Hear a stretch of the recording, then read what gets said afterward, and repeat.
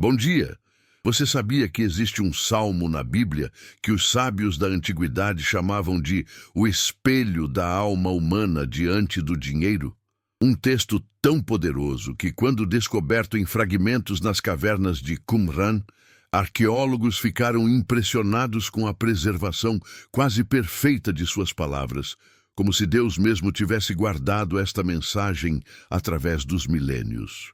Hoje, vamos mergulhar no Salmo 49, e o que você vai descobrir tem o poder de libertar seu coração de uma das maiores ilusões que aprisionam a humanidade desde os tempos antigos até hoje. Imagine por um momento estar em Jerusalém, há aproximadamente 3.000 anos atrás. A cidade estava no auge de sua prosperidade sob o reinado de Salomão. Mercadores vinham da Arábia, da Fenícia, do Egito, trazendo ouro, especiarias, pedras preciosas. As ruas fervilhavam com o brilho da riqueza. Naquele contexto, um grupo de levitas músicos, os filhos de Corá, recebeu de Deus uma revelação tão profunda sobre a natureza das riquezas que precisaram chamá-la de mashal, palavra hebraica que significa muito mais que parábola. Significa um enigma divino, um mistério que precisa ser desvendado. E aqui está o fascinante. Antropólogos culturais explicam que na sociedade do antigo Oriente Próximo, chamar algo de mashal era reconhecer que aquilo vinha diretamente da sabedoria divina, não da compreensão humana. Vamos ouvir o salmo completo. E preste atenção em cada palavra, porque cada uma carrega um peso histórico e espiritual imenso. Ouvi isto, vós todos os povos. Escutai, todos os moradores do mundo, tanto baixos como altos, tanto ricos como pobres. A minha boca falará sabedoria, e a meditação do meu coração será de entendimento. Inclinarei os meus ouvidos a uma parábola. Declararei o meu enigma na harpa. Por que temeria eu nos dias maus, quando a iniquidade dos meus opressores me cercar? Aqueles que confiam na sua riqueza e se gloriam na multidão das suas riquezas, nenhum deles de modo algum pode remir a seu irmão ou dar a Deus o resgate dele. Pois a redenção da sua alma é caríssima, e seus recursos se esgotariam para sempre. Para que viva para sempre e não veja a corrupção, porque vê que os sábios morrem, que perecem igualmente tanto o louco como o brutal, e deixam a outros os seus bens. O seu pensamento interior é que as suas casas serão perpétuas e as suas habitações de geração em geração. Dão às suas terras os seus próprios nomes.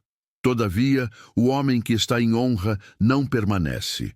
Antes é como os animais que perecem. Este caminho deles é a sua loucura. Contudo, a sua posteridade aprova as suas palavras. Como ovelhas, são postos na sepultura. A morte se alimentará deles, e os retos terão domínio sobre eles na manhã, e a sua formosura se consumirá na sepultura, a qual lhe será por habitação. Mas Deus remirá a minha alma do poder da sepultura, pois me receberá.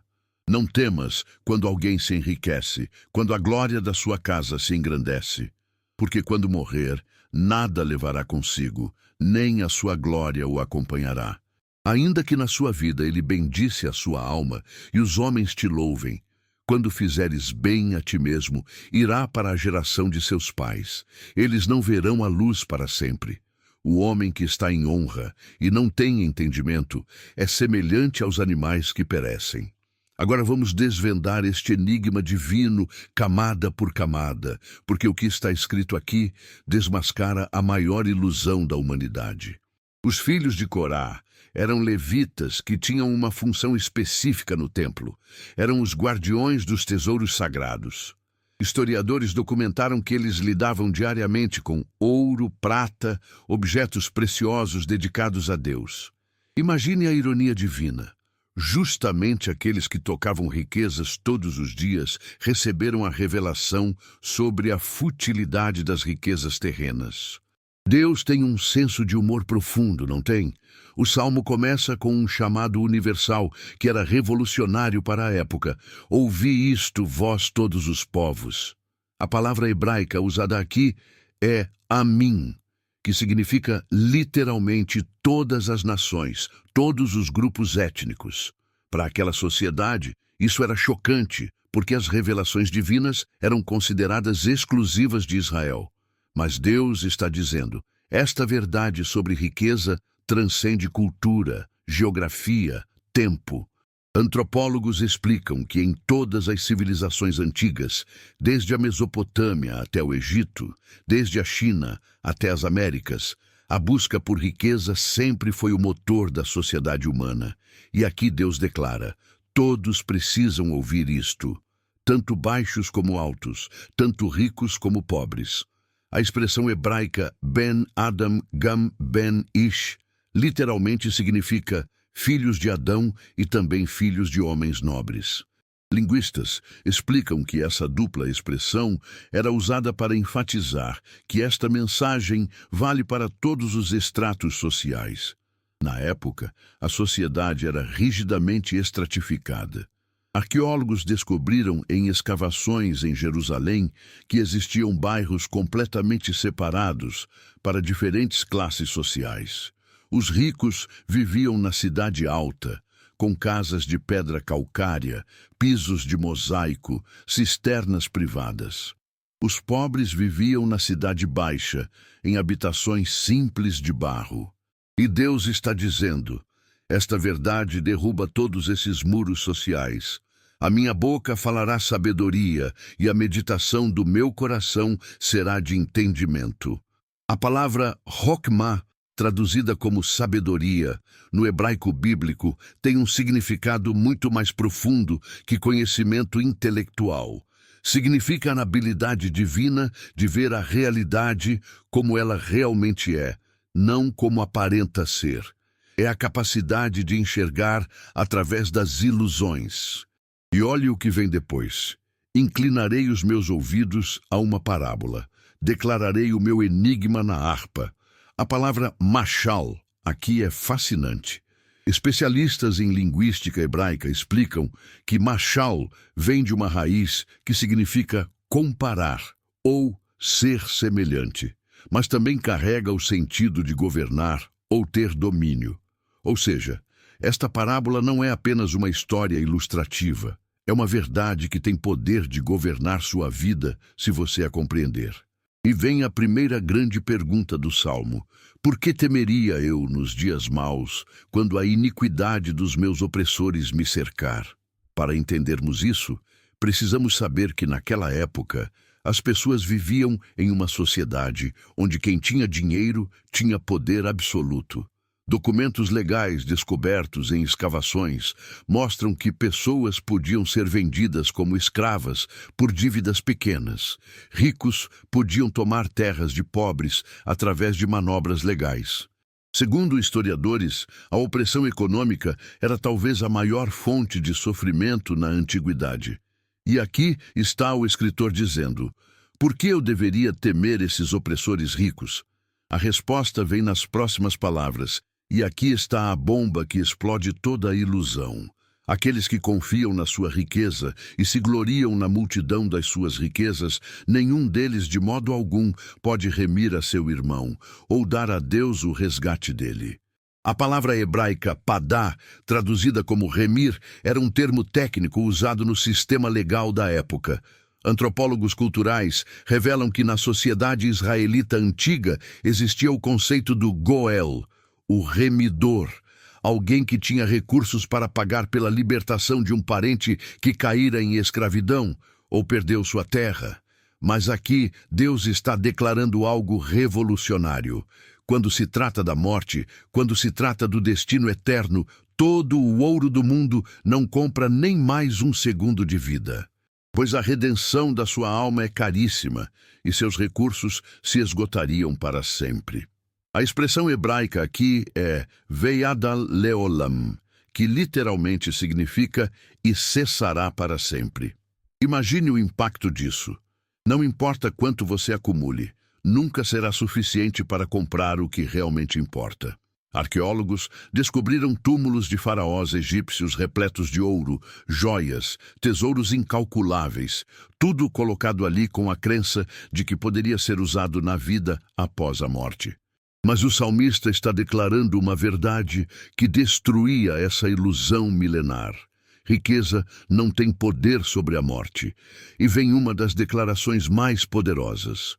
Porque vê que os sábios morrem, que perecem igualmente tanto o louco como o brutal, e deixam a outros os seus bens.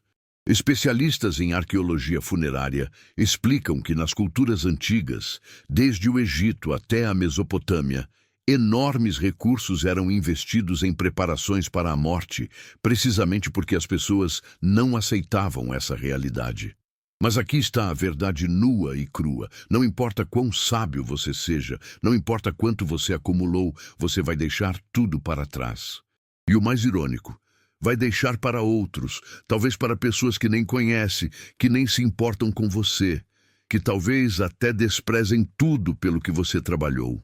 O seu pensamento interior é que as suas casas serão perpétuas e as suas habitações de geração em geração dão às suas terras os seus próprios nomes. Historiadores explicam que na antiguidade, dar seu nome a uma propriedade era considerado a forma mais segura de garantir imortalidade. Reis nomeavam cidades inteiras com seus nomes. Ricos nomeavam propriedades. Arqueólogos encontraram milhares de inscrições onde pessoas tentavam garantir que seus nomes fossem lembrados para sempre. Mas aqui vem a verdade devastadora que o Salmo declara. Todavia o homem que está em honra não permanece. Antes é como os animais que perecem. A palavra yalim, traduzida como permanece, vem de uma raiz que significa passar a noite.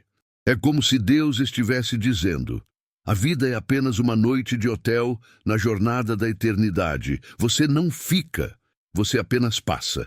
E agora vem uma das imagens mais perturbadoras da Bíblia.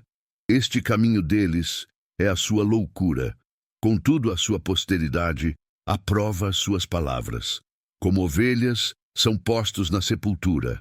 A morte se alimentará deles, e os retos terão domínio sobre eles na manhã. E a sua formosura se consumirá na sepultura, a qual lhes será por habitação. A expressão hebraica Mavet Yirem, literalmente a morte pastoreará sobre eles, é de arrepiar. Enquanto na vida eles pastoreavam rebanhos, controlavam pessoas, dominavam através do dinheiro, na morte a situação se inverte completamente. Agora é a morte que os pastoreia como ovelhas para o matadouro.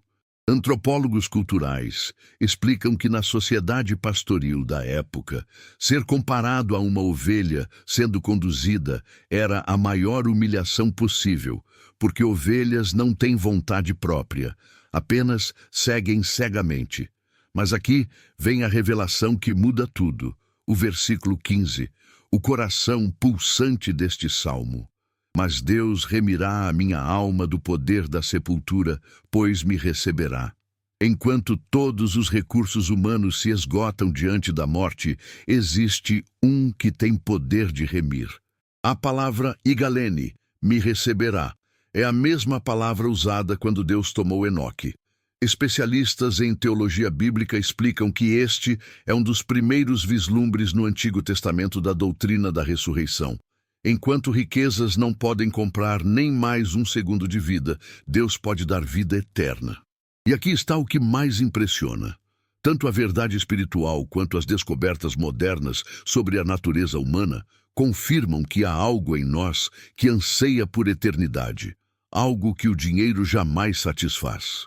Não temas quando alguém se enriquece, quando a glória da sua casa se engrandece. Para aquela época, isso era revolucionário porque os desafios que enfrentavam eram completamente diferentes dos nossos, mas ao mesmo tempo exatamente iguais. Historiadores documentaram que na sociedade do Antigo Oriente Próximo, o enriquecimento de um vizinho era frequentemente visto como uma ameaça, porque os recursos eram limitados. Se alguém ficava rico, outros necessariamente ficavam mais pobres. Mas Deus está dizendo: não deixe que o sucesso material dos outros perturbe sua paz, porque há algo que você precisa entender sobre riqueza. E vem a explicação. Porque quando morrer, nada levará consigo, nem a sua glória o acompanhará. A expressão lo yika, não levará, no hebraico é enfática. Arqueólogos que escavaram milhares de túmulos antigos confirmam essa verdade de forma dramática. Desde as pirâmides do Egito até os túmulos reais da Mesopotâmia, encontraram tesouros imensos enterrados com os mortos. Mas nunca, em nenhuma escavação, encontraram um único ser humano que conseguiu levar consigo sua riqueza para além da morte. Tudo fica aqui. Ainda que na sua vida ele bendisse a sua alma e os homens te louvem. Quando fizeres bem a ti mesmo, irá para a geração de seus pais. Eles não verão a luz para sempre. Esta expressão, não verão a luz, é profundamente significativa. Na cultura hebraica, luz era símbolo de vida, conhecimento, presença de Deus. Não ver a luz significava estar em trevas eternas, separado de tudo que dá sentido à existência. E o Salmo termina com a mesma declaração devastadora do versículo 12, mas agora com um acréscimo crucial. O homem que está em honra e não tem entendimento é semelhante aos animais que perecem. A palavra yavim, entendimento, não significa apenas conhecimento intelectual. Linguistas explicam que vem de uma raiz que significa discernir entre, fazer distinções corretas. É a capacidade de ver o que realmente tem valor versus o que é ilusão. Sem esse discernimento, não importa quanta honra, riqueza ou poder você tenha, você está vivendo como um animal que não tem consciência de seu destino eterno. Agora deixe que esta verdade penetre profundamente em seu coração. Há 3.000 anos, os filhos de Corá receberam esta revelação. Hoje, engenheiros calculam fortunas em bilhões. Tecnologia permitiu o acúmulo de riqueza que os antigos nem poderiam imaginar. Mas a verdade fundamental permanece exatamente a mesma. Você não pode comprar o que realmente importa. Steve Jobs, um dos homens mais ricos do mundo moderno, em seus últimos momentos disse: eu alcancei o ápice do sucesso no mundo dos negócios, mas agora, deitado na cama doente, percebo que toda a riqueza que acumulei não tem significado. E psicólogos modernos confirmam o que o Salmo 49 declarou há milênios. A busca por riqueza como fonte de segurança e significado é uma ilusão que deixa a alma vazia. Mas aqui está a esperança gloriosa que esta revelação traz. Se riqueza não pode nos salvar, se nossos próprios recursos sempre se esgotam, isso significa que precisamos de um remidor externo. E Deus já providenciou esse remidor. O preço que nenhum ser humano poderia pagar, Jesus Cristo pagou. A redenção, que é caríssima demais, cara demais para qualquer fortuna humana, Ele comprou com seu próprio sangue. Enquanto todas as riquezas do mundo não compram nem mais um segundo de vida, Jesus oferece vida eterna gratuitamente. Esta revelação liberta você de 2 prisões terríveis. A prisão de temer os ricos e poderosos, porque você entende que todo o poder deles é temporário e limitado. E a prisão de desejar ser como eles, porque você entende que o que eles têm não pode satisfazer o que sua alma realmente anseia. Antropólogos estudando culturas modernas confirmam que as sociedades mais obcecadas por riqueza frequentemente têm os maiores índices de depressão, ansiedade e vazio existencial. Por quê? Porque estão buscando nas riquezas o que só Deus pode dar. Se esta revelação histórica e espiritual tocou seu coração como tocou o meu, quando descobri essas verdades que Deus preservou através dos séculos, deixe que ela transforme completamente sua relação com o dinheiro. Não estou dizendo que dinheiro é mau, estou dizendo que confiar nele como sua segurança última é loucura. Não estou dizendo que não devemos trabalhar e prosperar. Estou dizendo que devemos entender que verdadeira prosperidade é ter paz com Deus, ter a certeza de que quando nossos recursos se esgotarem, quando nossa força acabar, quando nosso último dia chegar, temos um remidor que já pagou o preço caríssimo da nossa redenção.